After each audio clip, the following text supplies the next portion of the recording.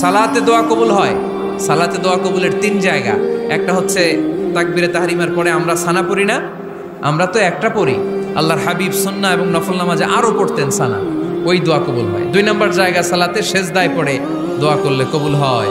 আকরাবু মা ইয়াকুনুল আবদু মির রাব্বিহি ওয়া হুয়া সাজিদ ফাকফিরু ফিহি দুআ।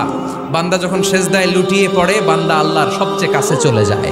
তা কিন্তু বিশ্বনবী বলে সেজদাটা তোমার রবের কুদরতি পায়ের উপরে পড়েছে। সেজদায় পড়ে দোয়া করেন।